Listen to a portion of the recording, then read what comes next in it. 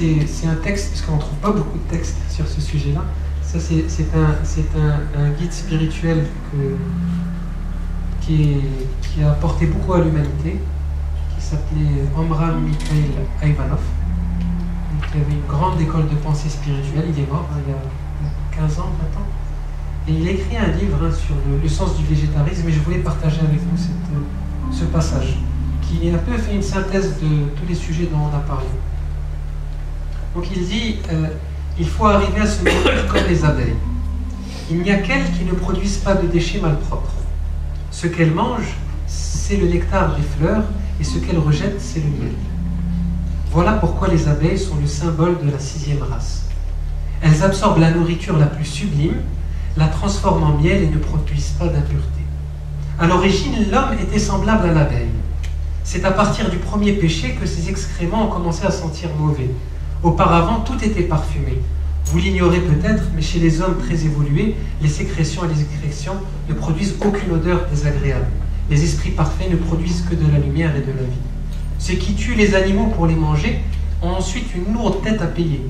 Les âmes des animaux viendront en eux et elles diront « Nous venons en vous car vous avez entravé notre évolution. À présent, faites-nous évoluer. » Ainsi, ces hommes seront intérieurement entourés d'âmes animales. Ils les porteront et les nourriront. Ces âmes animales pousseront des soupirs en eux, si bien qu'ils auront un terrible fardeau à porter. Ne vous étonnez donc pas que certains de vos amis ou de vos ennemis aient parfois un comportement animal. Quand ils mangent de la viande, ils se retrouvent fatalement dans les tempêtes furieuses. À ce moment-là, ils sont animaux, ils ne sont plus humains. L'homme de la nouvelle époque ne connaîtra pas tout cela.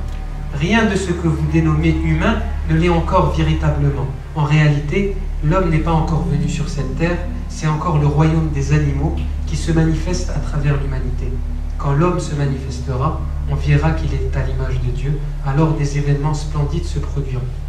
Et là, lui, il était assez visionnaire, parce que c'était dans les années 60, et il parlait de l'ère du Verseau, que beaucoup de mouvements New Age et spiritualistes en parlent, qui est une espèce d'ascension de la conscience humaine, une évolution, une purification qui est en train de se faire un peu partout dans le monde. Lui, il en parlait déjà. Et effectivement, on trouve un lien très fort dans notre comportement.